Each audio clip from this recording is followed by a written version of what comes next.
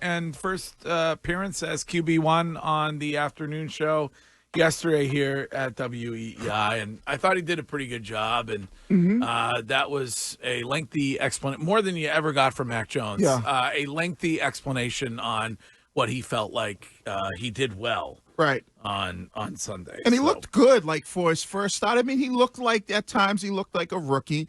But yeah, I That's to be expected, though. Right. Yeah. I think you're excited if you're a Pats fan. well, you're excited for the future. Yes. Like I mean, I don't know. The season's a wash. Yeah, I'm with you. Season's a wash. Yeah, I mean, he's not.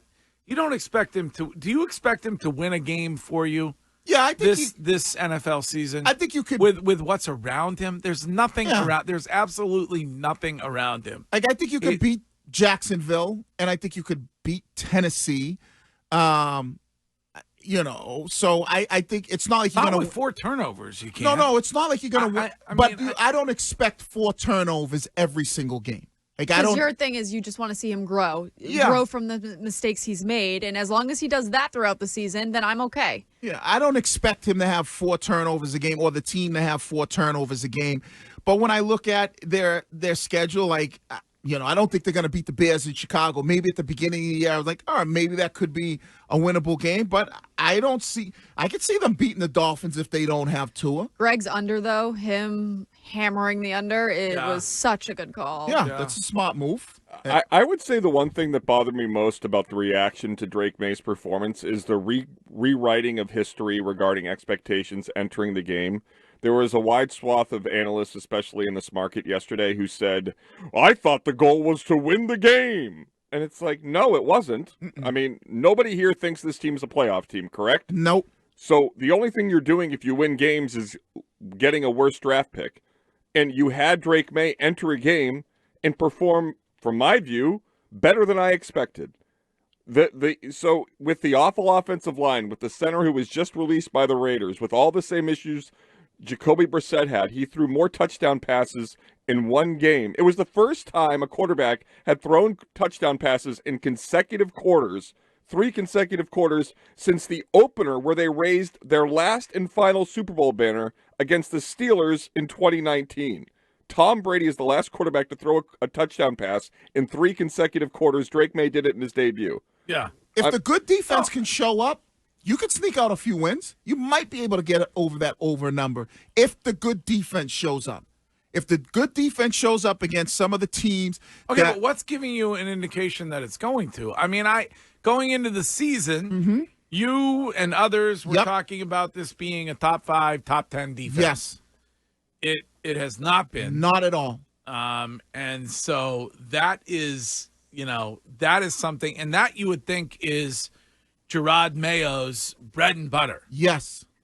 But but Mayo. Your bread and butter is just bread and butter. Bread and butter. But you could see when we had Mayo on yesterday, he talked about the injuries. Barmore, Jawan Bentley, the 2 safeties, and not having them, and how he felt like when he had the 2 safeties, they were the 2 best safeties in the league. So he is saying that some of our issues defensively were because of injuries. And at points in times within games, they show up and they look good. So all I'm saying is if you can get the good defense to show up against teams that are not very good, Tennessee, maybe the Dolphins without Tua, the Titans, the Jets, maybe you can sneak out a couple wins. Well, and the way that Gerard Mayo speaks, you're going to think that there's going to be some swing in a positive direction, like him bringing up Ben Brown. How many times did he bring up Ben Brown during the interview yesterday, and how he was playing pretty well after only being with us for 5 days? Like, so at center, I think that you're going to see an improvement there, too, if you believe what Gerard Mayo was telling us. Yeah. And I'm on board. I don't want the good defense to show up. I mean, truly don't win another game. I'm ready, by the way, for Sunday. Shootout against the Jaguars. Their defense is horrendous. You've been pretty bad on the defensive side of the football. The way I think Drake Maye can score is far different than Jacoby Brissett. Could get a bit of a shootout on Sunday morning. Do we get to see Mac Jones at all? Probably not. Doubt it. Second half, maybe? Doubt it. Trevor Lawrence is struggling? No. Unlikely. Not at all. They paid Trevor $250 You saw million Mac last week. for a pass. Greg, How happy will Greg be Oh. if Mac Jones enters that game and they win? I would say the thing for me out of yesterday was the dueling commentaries of what we played earlier with Robert Kraft and the talking about giving too much power to Bill Belichick and Jerod Mayo refusing to say his name, but basically saying they suck because of Bill. And that was probably within a half hour of each other yesterday. For the first time, we got an actual reaction from Mayo about Bill by not saying his name, not going there. And to me, that revealed the hypocrisy of the owner in that, so you entered this offseason, you had the firing, you had the team. If I'm to believe you, Robert, you finally had possession of the team for the first time in a generation, and you elected not to spend to the cap.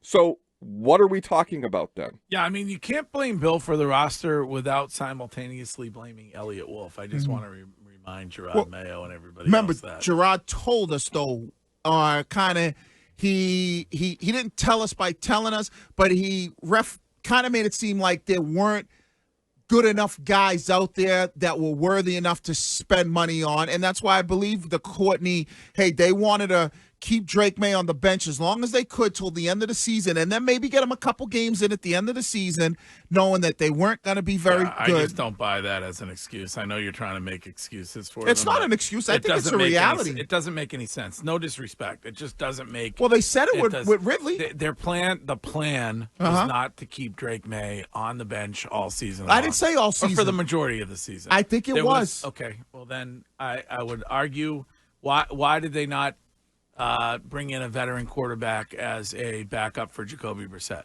Like, why do they have two rookie quarterbacks as their backup if their plan was? Well, their plan was that they're not expecting that if they have to break glass because of emergency, I get it. Okay. But their plan was to ride out Jacoby. So people want you to have these exact simultaneous beliefs. One, the offensive line is awful, and Drake Maye is going to get injured immediately. But Jacoby was going to play the whole season behind that offensive line, even though he was the backup. Make it make sense. And he's injury prone. Exactly. Yeah, it doesn't. I mean, has Jacoby Brissett ever played a full season? It's a nice I'm not excuse. sure. It's a nice excuse for them, but it just doesn't work with me. Doesn't work with you? No, it doesn't. I mean, I'm cool with it. Win one game, and now you get clearly you be the number one overall pick. Yeah. And now you have so much stuff that you could do with that number one overall pick. You could trade. You can go get the guy you want, and then let's see. Yeah, they're going to win more than one game. Though. But Greg, isn't it amazing when it comes to spending money? So it was always Bill's fault, according to Robert. Robert wanted to spend, but Bill said, no, I don't want to spend. Well, and now there were no checks and balances. Right, but now we finally get the offseason. You finally get behind the car. It's yours to drive. You can do whatever you want. And it just so happens there was nobody good enough to sign. What are the odds? Well, they did go. They were going to sign Brandon Ayuk. Oh. I thought you said yesterday they weren't. You flip-flopped just on said that. yesterday. No, I'm saying for all the people out there. You flip-flopped I'm yesterday not when you were flip-flop. in on the plan thing. You two flip-flopped yesterday. sound like hypocrites. They don't want to spend money, but when I bring up, they were. They gave Brandon Ayuk the. But you said that you don't really think that. No. I was showing the them. sweatshirt they gave you looks great. No. I was showing these two the hypocrisy because if they didn't want to spend money, why were those reports out there they were offering Brandon The Ayuk? same reason the Red Sox are always in on everybody until they're not. I said What that you to say? you yesterday, Right? And you said, "Well, maybe that was smoke and mirrors." Well, I'm going based off direct of what quote. you two say. What am I saying? Don't include. I'm not. What do You said, or maybe Curtis said that was all smoke and mirrors. I didn't say that. Well, I said never Curtis said that. Curtis did. So do you believe that they were willing to pay Yes. Brandon Ayuk the most Yes. amount of money? So I then they think were willing to spend. I think they fumbled the football because they didn't want to spend when it came to offensive line. But And I think he told us why. He doesn't believe there was anybody out there worth spending on the old line. He said we paid the most money for the best offensive lineman that was out there. And that was our guy. And that's what he said. So do you And he's sucked, by the way. Well, I'm not saying he's been great, but based on what Mayo was leading us to believe, there was nobody out there worth spending money on. But just think about the odds of this, Wiggy. The odds of this actually being the reality. That for 24 years, Bill didn't want to spend, even though Robert Kraft did. Robert finally has control of the purse strings of his organization, and it just so happens that there wasn't guys good enough for them to sign until camp was about to break and they tried to trade for Ayuk. I mean, at the very least, they could have kept Trent Brown. Am I right about that? Or any left tackle. Could have signed Robert Hunt in free agency, who went to the Carolina Right, Panthers. He's one of the highest graded linemen in football right now. Listen to Mayo. He said that, and they believe that those guys weren't worthy enough, in their opinion, to pay them to come here. I don't know. A top 5 lineman in football would be pretty good right now. All right.